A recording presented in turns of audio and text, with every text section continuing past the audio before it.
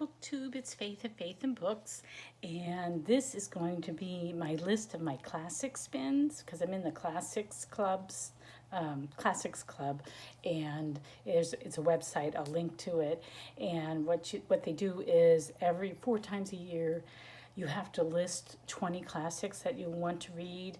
Then they do a spin and they tell you the number, and whatever that number was in your list of 20 is what you have to read. So I have to get my blog post in.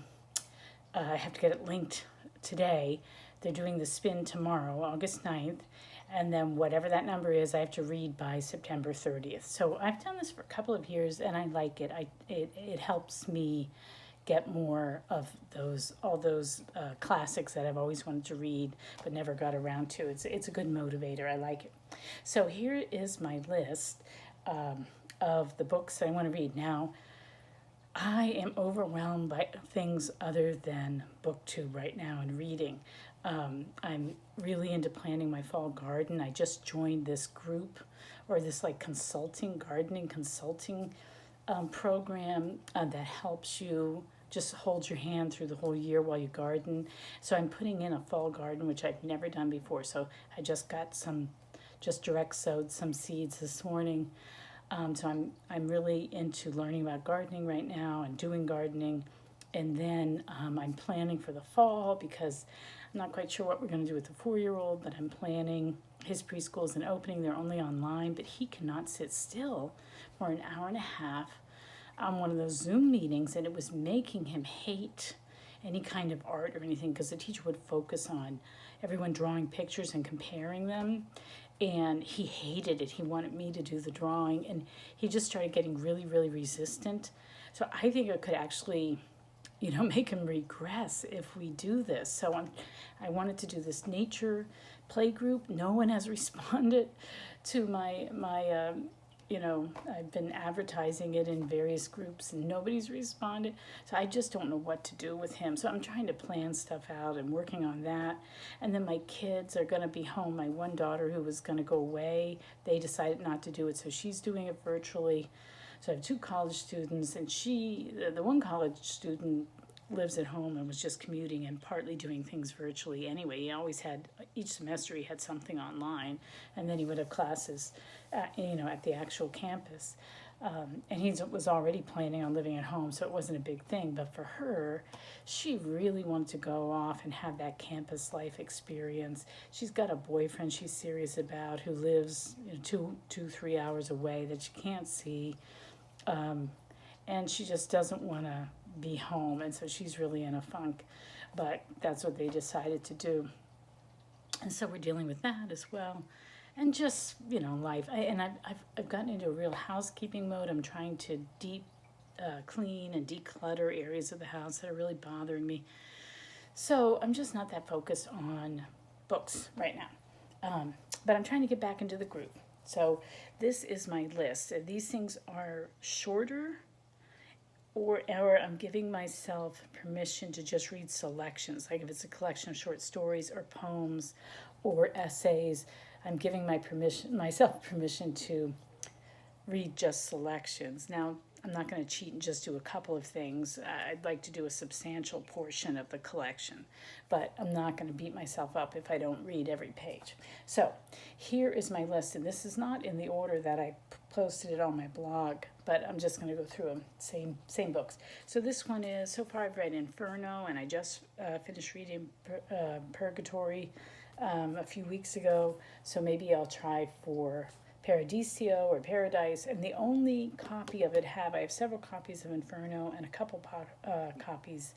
Well, I have a whole collection, but that's the Longfellow. I have a whole volume of all 3, but that's the Longfellow version, which I don't enjoy reading as much. But I do have Dorothy L. Sayers, this Penguin classic. So maybe that'll be my number for the spin. So Paradise by Dante. Or I've been wanting to read this for a while. It's not too long. It's Utopia by Thomas More. So I might try that one. I was going to try to focus on reading short stories in September anyway, so I thought I would just pull out a bunch of short story collections. So this is a book that my son gave me years ago, and I have never read it. The Complete Prose Tales of Alexander the Pushkin. So I'm going to try that, or it might be the winner for my spin. This is from my aunt. I inherited this book, Renaissance and Other Poems by Edna St. Vincent Millay. I'm not very,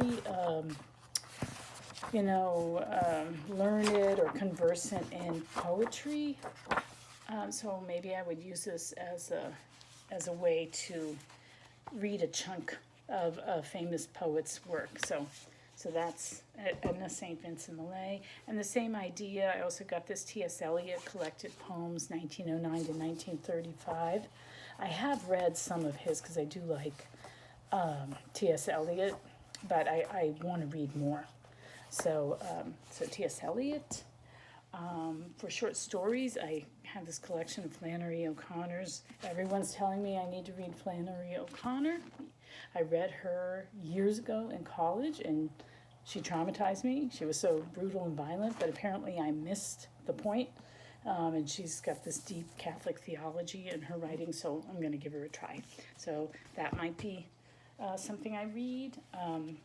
This book has been sitting on my shelf for I don't know how many years, and it is... Anyway, I'm sorry, I'm reading the writing, trying to figure out what that says. But anyway, it's a children's book, so it shouldn't be too hard to read. It's got nice big print, which I really appreciate. It's got, lovely, lovely art. So that might be one. The Light Princess and Other Tales by George Mcdonald. I've read some of these. I read The Light Princess years and years ago. But this, maybe I'll read more. So that's a possibility. Then I just pulled out these Dover thrift editions we got, I think, when my kids were studying government in high school. So I have Thomas Payne's Common Sense. I'm pretty sure I read excerpts of this in high school or college, but I have no memory of it. Henry David Thoreau, Civil Disobedience and Other Essays. Again, I probably read it at some point in my education, but I haven't read it in ages, so I'd revisit that. And Ralph Waldo Emerson's Self-Reliance and Other Essays. I actually really like Ralph Waldo Emerson, and I have actually reread Self-Reliance at some point in my life, but it would be nice to revisit him. So then, let's see, I've been meaning to read King Lear for ages. This is the one Shakespeare play I'm not familiar with. Not one, there are many that I'm not familiar with, but one of the biggies. And so I have this edition sitting on my shelf, and I've never read it, so that would be a possibility.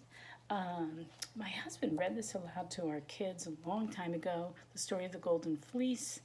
It's a children's telling that he's kind of a classic children's author.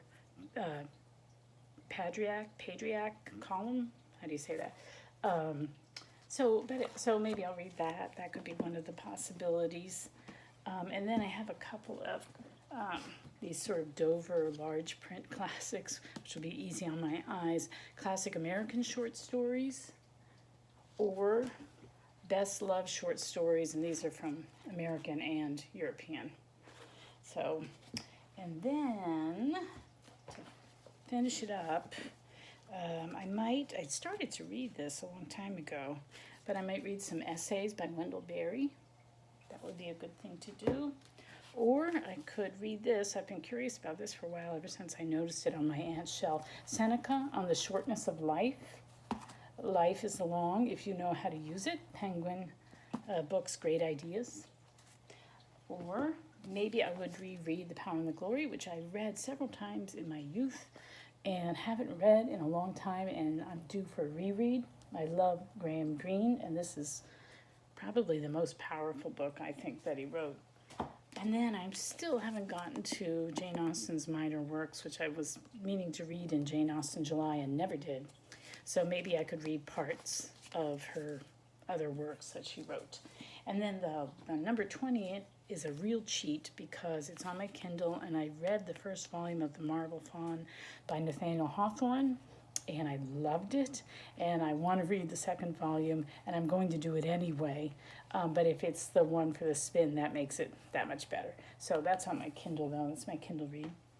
And so that is my classic spins list, and I will let you know next time I post or what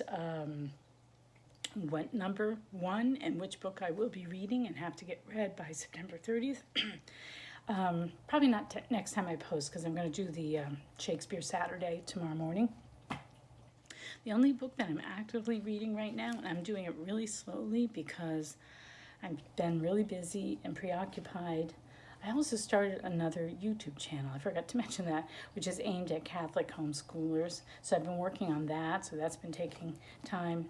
And also, like I keep saying, my eyes are bad. I need cataract surgery. So I've been trying to read this, Swallowdale. It's a lovely, lovely book. I love it. It's so cozy and just nostalgic for childhood. But I get into bed and I start to read it, and I get 2 pages in and I fall asleep. So I'm kind of in a reading slump, but I'm going to get out. It's going to be a short slump. So anyway, so that's it, 11 minutes. So I will see you tomorrow when I post about Shakespeare. Talk to you later. Bye.